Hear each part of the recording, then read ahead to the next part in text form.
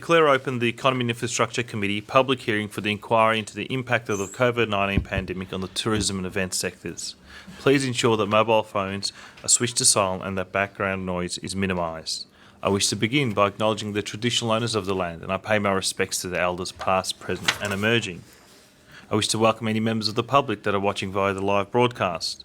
My name's Em Verdigan and I'm Chair of the Committee, and I'd like to introduce my fellow committee members, Mr Lee Talamas, Ms Wendy Lovell, Mr David Davis, Ms Bev MacArthur, and also Mr Tim Quilty, who's joining us online. To witnesses, all evidence taken at this hearing is protected by parliamentary privilege as provided by the Constitution Act 1975 and further subject to provisions of the Legislative Council standing orders.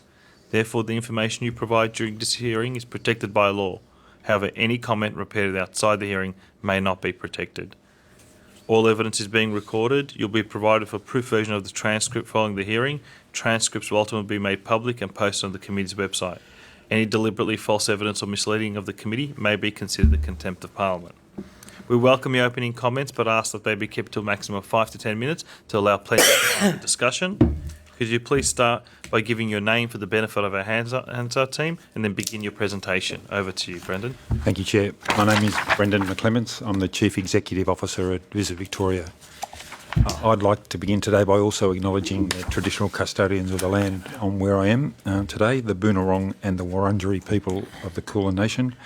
I'd like to acknowledge their culture, elders past and present and emerging, and I'd also like to extend my acknowledgement to traditional custodians right across the country from wherever you may be listening from.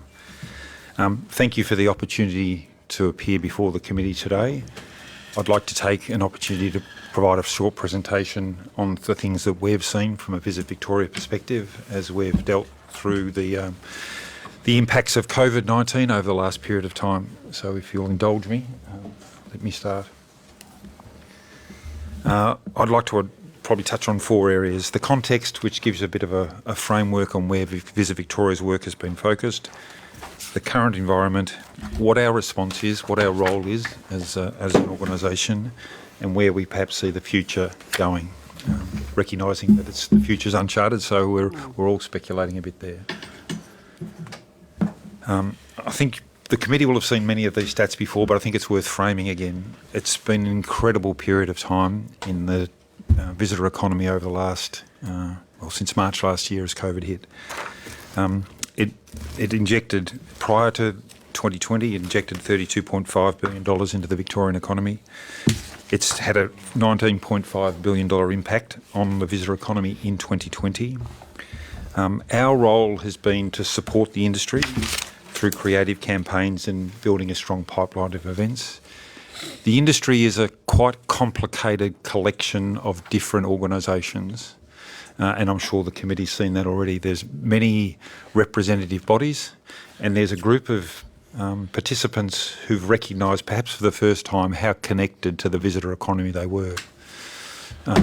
We're a great one for anagram. So we've got VTIC, we've got VECI, we've got AAOA, we've got the AHA. All the regional tourism bodies. All the regional RTBs. We've got the live music industry. And now we see a number of people starting to recognise just the interrelationship between visitors and the businesses they're involved in. What we've observed from our perspective is incredible stories of resilience and strength in our industry. A number of operators have done incredible things as they've adapted their business models, as everyone has had to, over the last 18 months to find a way forward. And that's one of the great success stories in the visit economy in Victoria, is the adaptability of the people in this industry. And we've been tracking consumer sentiment over the last 15 months as a key indicator of where things might be going. These 2 slides are very encouraging for us. It's consumer confidence, which is a great predictor of economic activity, and business confidence. For Visit Victoria, both these statistics are very encouraging for us where we find ourselves today. We're a forward-looking organisation. I know much of the committee's deliberation will be about the impacts over the last 18 months. We've been focused on where do we think we can get to in the next 18 months. It's going to be a grind, but starting with high levels of consumer and business confidence is a great position, we believe. These statistics are very interesting for us in their hotel occupancy levels in regional Vic and I'm sorry, I might have skipped a slide there. And also a very encouraging component for us is the concern of catching COVID is its lowest ever as a barrier for travel. So it is a real positive in our industry that people are not concerned about catching COVID. What the concern about travel is the risk of being locked in your own state or locked out of your own state and not being able to get home. But there's been a trend here that as people have learnt to understand the implications of travel arrangements, the willingness to come back to travel after a lockdown has consistently shown itself to get less and less. So we can see perhaps towards the end of the chart there where you see a dip where there was a travel ban put in place. Confidence returned very quickly and it's been trending up from the start. So there is a willingness to consider travel, which is also very encouraging for us. This chart is hotel occupancy in regional Victoria and in Melbourne up until Jan 21. There's a lag in the data coming through, so we haven't got the latest quarter figures. But it tells quite a positive story. For regional Victoria, we are back to pre-pandemic levels of travel and economic activity, hotel bookings. There's certainly individual operators who've had a more difficult time than other operators, but in an overall sense, regional Victoria has it got back to its pre-pandemic levels. That's not to say they've had 12 months of little activity, but it's an encouraging sign that Victorians and Melburnians in particular are willing to get back into regional Victoria. And Melbourne, and I'm sure others have said, Melbourne has been severely affected here, but again, trend lines start to be encouraging. And I saw some comments in the papers today from Simon McGrath, who's the regional head of a core group, a very big accommodation provider in this space. And I'm actually seeing Simon today, who's indicated that his portfolio, Asia Pacific, is the highest performer across his peer groups for that worldwide industry. And Australia has been a strong market for them relative to others. A characteristic of the visitor economy in Australia, which is also a source of great comfort to us, is domestic visitation represents about 70% of the visitor economy in Australia and similarly in Melbourne.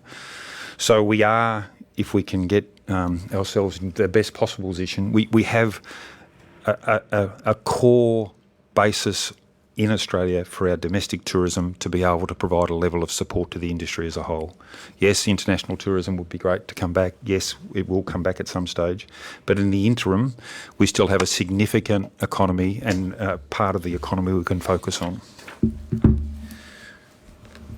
From Visit Victoria's response, we saw ourselves in the last 18 months having a number of roles. I've got three broad levers I can pull on the demand side. One is marketing campaigns, activity to encourage people to visit. Major events sits under my portfolio, the staging and attraction and retention of major events. And the Melbourne Convention Bureau, we're a 51% owner. In a practical sense, that sits within Visit Victoria as well, so business events and how they come and perform. In the marketing space, we've conducted a number of campaigns. We decided very early on to focus on what we can do, not what we can't do. So campaigns around, particularly in the first instance, social media and PR to help people in the consideration phase, the dreaming phase of wanting to travel. Some of the work we did in this space is represented here. We were able to put into play a campaign called Click for Vic, which was designed to support regional producers. It was one of those campaigns it was certainly a travel campaign, but recognising how people think about travel. While we couldn't travel, there was also the opportunity to explore from their own room and their own computer some of the products and things that they could bring out of regional Victoria. And we saw an incredible level of support for that. I think the statistics indicate that more than 25% of Victorians took a purchase action, went and bought something as a result of seeing the campaign. So it did deliver to our industry around the state the ability to keep revenue in the system. As restrictions have eased, we've moved into Stay Close, Go Further, which is the current campaign for our interstate market. And as you see, the response has been that regional Victoria is performing very well. This layered with things like travel vouchers has been able to stimulate demand. And Visit Melbourne, the last campaign there, who we're working with Working Dog on, is a campaign currently running outside of Victoria to encourage people to come. It's also starting to resonate. We're seeing that through our research. So we believe the first thing we need to do is do great marketing campaigns, and we think we're in a reasonable position with that without resting on our laurels. We know there's more work to be done. And in the major events and business events space, we are focused on, firstly, where events did have to be moved or cancelled in 2020, making sure that we could reschedule, keep them in the calendar, move to them a distant time. That generated an enormous amount of work both in the business and the major event space. And as we've been able to bring events back, get them up, get them running, working with the event owners, and everyone knows what a great job Australian Open did and Craig Tyler did in bringing the Australian Open back. And now we see our calendar starting to come back to something approaching pre-pandemic levels. So we do see, once the Australian Open got away, we saw the Food and Wine Festival, the Fashion Festival, the International Comedy Festival, Harry Potter's reopened in our theatres, Come From Away's reopened in our theatres, Moulin Rouge is coming in September, State of Origin will be here in June. So in the major event space, we're starting to see some action come back, and we're actively pursuing. These tend to work on long lead times, so from 23 through to 32, we're actively pursuing opportunities to bring major events to the city. And in the MCB area, again, we saw an impact directly on business events being able to take place, but the recent innovation of announcing a national business event fund program to support event stages to bring their events to Melbourne. We've seen 50 applicants already for up to $25,000 in grants. That started to take place, and we were really pleased, actually, that we could stage what was then the largest business conference that had held since the pandemic hit, in April at the Melbourne Exhibition Centre, where 900 people in our industry came together to start the process of getting back. And I'd probably leave my comments there, Chair. No, thank you very much for that, Brendan, for that quite comprehensive overlook of your work and also how the sector is tracking. I might maybe go around the room. There's quite a few committee members present here today, so I guess that's probably demonstrative of the level of interest. But I'll give everyone maybe one question each so that we can get around. I might kick off with myself, if that's okay. Could you provide a breakdown of the regional visitation stats region by region? Do you have that information? I don't have it to hand, Chair. I can provide some additional information on that if you wish to. Yes, please. Yep. I might hand over to Mr. Talamas and we'll keep going around in that direction. And then to Tim. We haven't forgotten you, Tim. I was also interested in terms of the Click for Vic campaign. Initially, there would have been a huge spike in the take up in that. I was just interested in how that's going at the moment. Yes. And whether there's been if there's any information or data around follow-up purchases, and if that relationship that was established through that program has continued. I know with opening up, people would be possibly going to these places in person as following up from their purchase. But if that sort of initial connection has been sort of maintained and follow-up purchases, or it's a very good question. There's a couple of things about Click for Vic that have come to the fore as we've done it. Clearly, as Victoria had certain restrictions in place, people's ability to move was limited, and Click for Vic was their opportunity to virtually travel and experience. So we saw a very, very significant interest in doing that. One of the unexpected pieces of feedback we got from operators as a result of Click for Vic was actually not only was it driving business into their businesses, but it was an extremely important part of their own mental health. During the course of the pandemic, Lee Doherty, who runs a business up at Mount Beauty, came and spoke to the team. Her business, Gather and Harvest, sort of a homeware shop up there, was able to put people on through Click for Vic, and she actually indicated that's the sort of support she wanted rather than a government handout. She wanted something that could help drive her business, and that gave her a greater sense of being. Since travel restrictions have lifted, we've moved into a different phase to our campaign to encourage travel. Click for Vic still is going. It exists on an online platform only. It was an above-the-line marketing campaign, so you saw it in the newspapers, you saw it in on TV. It's not there at this stage, but it does exist through the Visit Victoria platform, which has brought it brings 3-4 million people a quarter into visitvictoria.com, and people can still execute their purchases through Click for Vic on that platform. We've moved from maybe 15 to 20,000 people a day using Click for Vic to in the hundreds, but that 15 to 20,000 have moved across to Stay Close, Go Further. How do I actually get out there? Click for Vic remains. If we find ourselves in the unfortunate position of going backwards, our expectation is we would bring Click for Vic to a more prominent space to connect with people's particular circumstance at that stage. No worries. On that, I also wish to mention that Mr. Butt and Mr. Jepp have also joined the committee. Thank you. Mr. Lovell. Thank you. Thanks for the presentation. It's great, and some of the initiatives that you've had to try and restart the visitor economy has been fantastic so far. Something we've been hearing from operators is that the vouchers were terrific, but that they actually came probably at the wrong time because they came over that summer-autumn period when we had pretty busy visitor activity happening anyway. Those vouchers are now going to run out on the 31st of May at a time when Victorians tend to look to go north rather than stay in our own state.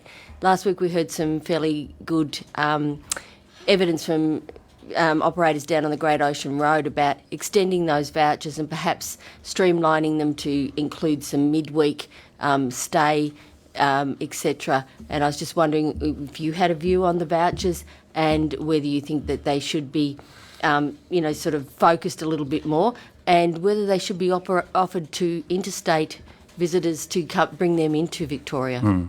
A couple of things on the vouchers. I thought they were a terrific initiative.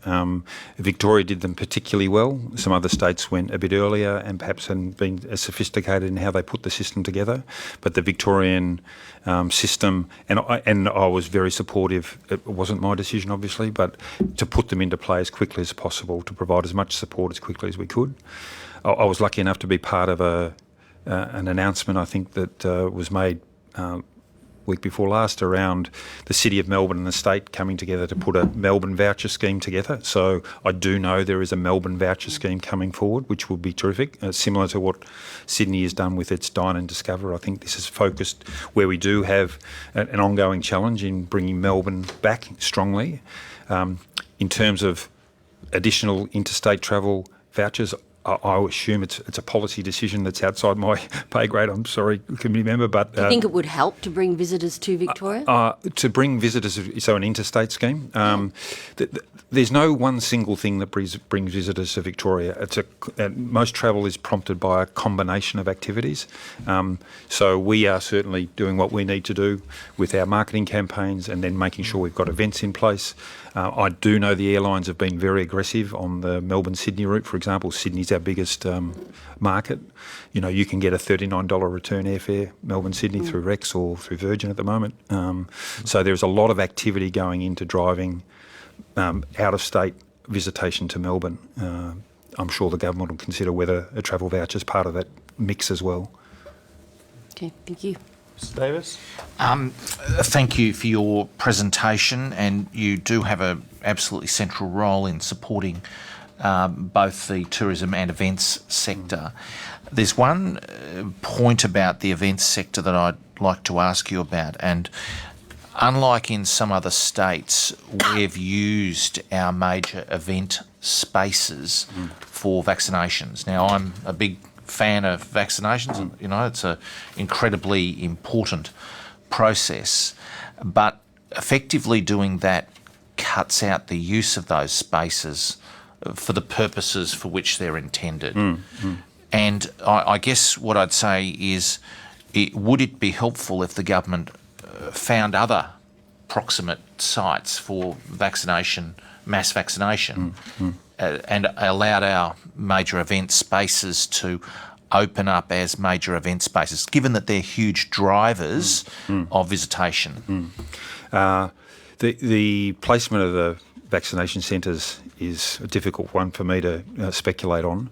I got my vaccination at Jeff Shed a couple of weeks ago, so another 10 weeks and I can go for round 2. Through the business event, through the Convention Bureau, which we sit on, what I do know is that Jeff Shed has an enormous capacity. It is continuing to stage major events or events of scale. I think the Brickman Jurassic Park Lego exhibition's there at the moment. So it's finding itself able to accommodate both events that it would, and in fact our tourism conference was there at the same time, as well as providing some of the currently, it's not at full demand, it's not full capacity from an events perspective, so it's able to provide some of its space to also at a convenient location allow people to be vaccinated. Certainly that was my case. But I'm looking ahead. You see the time lag or the time preparation period with events is quite long, especially with large events. So if we were to have a policy like some of the other states have where they're not using their major event spaces for vaccination, they've found alternate ones, that would surely help open up the maximum prospects. In the major event space that we've looked at, we haven't found a circumstance where we can't get access to the spaces we need to put the major events on at the moment. Is that just because the scale that you're doing things at is not at its full? See, I mean, our biggest event space is the Convention Bureau. Yeah. Convention Centre, Jeff Shed, as you're saying. For that style of event, the major events places tend to be, if it's our sporting stadiums. So we are active in the sports stadium space, obviously with MCG, Amy Park, Marvel. Those places are available, and the AFL's getting away. Jeff Shed at the moment, as we forecast through business events, provides a accessible area for us to do our job. We're not finding ourselves pushing up against the provision of a vaccination centre there. There is a nice mix that's finding its a sensible level, and our forecasts aren't that we would see a competition between able to access that for a business event or. So they're living. Centre, for example, is our biggest space. So the very biggest conventions can only go there. Yeah, currently it's accommodating all our needs. Other industry, so we have 2 significant exhibitions there: the Lego Brickman Jurassic one, and then Loom and Illumination. That's both coming in there, and we're continuing to place through MCB our events there. And they're given the size and scale and the additional capacity that was put into the room, to the venue a couple of years ago, we're also able to accommodate the need for a vaccination centre. Yeah. I had the pleasure of attending there recently. It was a babies and children's expo that was there, and it was right next to, and I didn't see any, there was no, it was quite clear if you want to go to the business events that were there in relation to children, or if you want to attend the vaccination hub, it was quite clearly delineated and signed. Peter King and his team have done a good job of being able to, in a difficult time, find the right place for that venue to be used, and it's in a very COVID-safe way. So, So I just had one other question about the figure work that you might have. Do you have some, estimates of the leverage that we get from the events that are staged and the impact that has on tourism? Major events and business events? Yeah, all of them, yeah. Yes, I'm happy to provide that. That'd be very helpful. Thank you. Thank you. Ms MacArthur? Thank you, Chair. Thank you, Mr McClements. I think one of the most important messages that's been coming through in this inquiry is the concern about certainty. And if big events or the most minute events want to be conducted, they're nervous about doing it. Clients are nervous about getting involved. Organisers are nervous about making bookings because they're not sure whether a premier might shut down a border at a minute's notice and the whole event will be off the calendar. So what advice would you be giving about locking down borders when there's perhaps only a couple of cases in Melbourne, and certainly locking down the whole of country Victoria when there's just cases in Melbourne, because that's what's certainly going to make a huge difference to tourists coming into the state, and events being conducted. You know, some of the border communities have no activity whatsoever because they're on the way to nowhere, and they no tourists are going through those small towns, but just in a tourism sense, but also for event organisers. So perhaps you'd comment. Yeah, I'm pleased to. I think one of the things that we were very conscious of and very supportive of from our space from early on was the importance of treating this as a health emergency. Very early on the piece, we've got people in different parts of the world. We heard terrible stories of what it was like in Europe, what it was like in America from our people. So we've been very, very locked into understanding that the treatment of this particular circumstance is a health emergency. And I've, to our team and our board collectively, we've never sought to second guess the health advice. It's very important for Victoria's and Australia's brand that we are regarded as a trusted and safe destination, whether that's domestic or international. So we haven't sought to deviate away from supporting treating this first and foremost as a health emergency. So individual decisions about individual times are not something that we've sought to second guess. We've sought to simply be able to adapt and evolve as the circumstances arise, and so many in our industry have been able to do the same thing. It has and is a circumstance that forces us all to reevaluate our own business models, how we operate, the way we do stuff. We have restructured our business entirely as a result of what's happened here, and across our industry, so many of our operators have done the same thing. I was talking to Shane Daly, who runs Maha, the restaurant at the other end of town recently, about his experience, and he spoke at our conference, his experience during COVID and his ability to adapt. He established an online platform in Providore to be able to accommodate the changes. There is uncertainty. That is a certainty, if that makes sense. So we are now in a world where accommodating the certainty of uncertainty is part of the job of all of us. In that framework, I support all the health advice. We've got it to an amazing place in this country. We all understand that. The ability to work through the next stage, we'll get there. For people in our industry, as in all industries, the certainty of uncertainty is a challenge. So have you got the detailed health advice? Because we certainly haven't been able to get it. The advice that you're, suggesting, you've got the health advice that... No, we follow the public health advice that's issued. If there is a need to lock down, we lock down. If there is a need to adjust, we adjust. We're in a good trend line on the public level health advice. It has continued to relax a little bit, not in the sense of take it easy, but just the restrictions have been eased. And in our industry, we've been a major beneficiary as this has happened over the last month or so.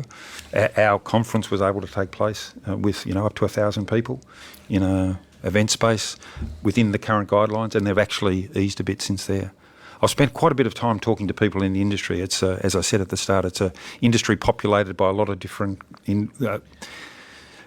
representative groups and characters. In a broad sense, we're optimistic people who work in our industry and passionate about it. And that was what came through at our conference. But I'm encouraged with what I hear from people who are operating day to day in the industry, whether they're in hotels, and we've seen a number of hotels open over the last little period. We've got the Next Hotel, Ovolo, W Hotel, all have opened. Crossley, the Lansmore Crossley Lodge. We've got a number of restaurants that have opened. We've seen Gimlet, Farmer's Daughter, Graysland in Spotswood. speaking to people in the events industry in particular, those who deliver events, those who have clients who want to do events, they've been very encouraging in seeing green shoots. I mean, I'm not a big fan of following social pages in newspapers, but I have noted that even the Herald Sun on Sundays has now a whole page dedicated to Melbourne VIP, which is the fabulous events and photos from around our state. So we've got a wedding of the week that I saw, Harry Potter wedding of the week, organised by Tory Jones Special Events in Ballarat last week. We had a gallery opening. We had a special lunch for cancer circumstances. It just says to me that there is some things starting to move into the industry. Have you got feedback from your industry about the challenges that they're facing with getting staff Yes. and housing for staff, especially in rural areas? Yes, we have. I was in Port Fairy recently. We took 3AW down there to help Melburnians understand the charms of Port Fairy, and it is an amazing place. It's in my electorate. Oh, is it? Oh, well, Wonderful place. it is. Can I say, unfortunately, that was the first time I've been there, so I'm now sold on Port Fairy, and 3AW's listeners were very impressed with it too. But talking to the owner of Blake's restaurant in Port Fairy, her feedback was, yes, if they could, they would open 7 days a week, 2 sittings a day, but they're experiencing a staff shortage, and that's across a number of industries and across Australia. One of my directors is Jerry Ryan, who owns Jayco Caravans, and he was quoted in the papers yesterday talking about his challenges in supply chain manufacturing engineering, as well as hospitality businesses. This is an issue that's affecting a number of organisations in a number of ways, not unique to the event space and the visitor economy space. Thank you. I've got Mr. Quilty online and also Mr. Jepp online. We'll go to Mr. Quilty then Mr. Jepp. Mr. Quilty. Sorry. Thanks. All right. We've heard from sections of the event industry that Visit Victoria doesn't have a strong focus on the industry, especially the smaller businesses and smaller events in the industry, even to the point where there's been a suggestion that the relentless positive messaging you've been producing about how good everything's looking is undermining their campaign to say how bad things are for them still. So could you comment on that? But also, what support have you provided to minor events? And do you think the event industry needs separate representation from tourism in Victoria? There's a couple of components to the question. We spend a lot of time, and in this last 12 months have really focused on becoming much closer to our industry. As I said at the start, there's lots of different representative groups, and then there's some individuals and organisations that have merged during this period where they've been very challenged. So through VTIC, and I noted through VTIC's submission to the committee that 88% of its members indicated they had some sort of support, government support, which was very reassuring. We would always look to improve what we could do. One of the things that we are doing is I'm asking, my chair and I will convene we're just trying to find the right date, a representative group from many of the organisations that we've talked about. So we'll see VECI, we'll see VTIC, we'll see individual event operators, Peter Jones Special Events and others. We want to understand, is there more we can do from the demand side? At a very practical level, we've launched our National Business Events Fund to allow event stages to access supporting funding with the support of the government to support their events, to de-risk them. This seems to be the challenge. There's a concern that if they commit, that at some stage, if settings change, they are exposed financially. So we've put in place a system to allow them access to financial support to make that happen. It's a very broad church, and we have live music, we have weddings, we have bar mitzvahs, we have parties, we have all sorts of things that in some ways define themselves as events, but often are members of other groups. So live music venues are often members of the AHA. So one of the challenges is often to get a clear line of sight on exactly the representative and the representatives and what they're saying. So that's why we're trying to bring a number of different people to the party, to VV, so we can hear directly from them. the question about what the only other observation I'd make is New South Wales and Victoria have taken a particular approach in supporting event owners, which has been focused on providing financial support to the person staging the event. And it's very easy in hindsight to look at other things. There is also a federal scheme, a $50 million event here this year support scheme. It's designed slightly differently, where it is to try and subsidise the delegates' attendance. Now, that's certainly an option open to you. I think what's been more successful to manage the issues that we now better understand in the event industry is how do we de-risk the person who's staging the event from putting it on. So that's where New South Wales and Victoria focused. How do we de-risk the event organiser? The current scheme, and there has been discussions with the feds around how we could adjust that perhaps, because I don't think they've had a large subscription to their scheme. We would prefer if that scheme was focused on de-risking event organisers rather than subsidising delegates. And I think that you'd see a stronger take-up of that $50 million nationally, and including, obviously, in Victoria if that could happen. Thank you. Thank you, Mr. Quilty. I might pass over to Mr. Jepp to ask a question. Thank you. Thanks, Chair, and thanks for your attendance this morning and a very informative presentation. A couple of questions. First, in relation to the issue that Ms. Lovell raised in her question, and it's about interstate visitors. We recently saw the federal government announce a half-price flight scheme, which only, unlike most other states and territories, only identified Avalon as a destination airport here in Victoria. Can you tell me what the feedback was from the industry, and if and what you would like to see in terms of that model going forward?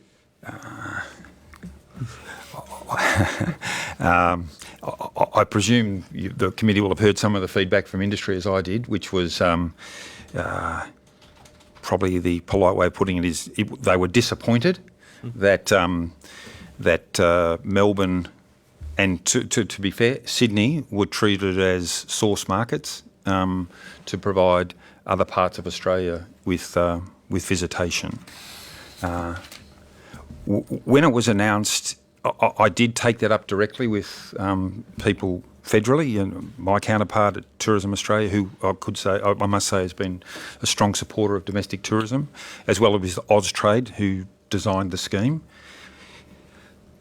It was pretty hard to understand how they arrived at those destinations in that way. I am advised, and I saw some public comments, there seems to be some sort of algorithm that sits behind it to identify those parts of Australia that were suffering from international tourism droughts that needed some additional support.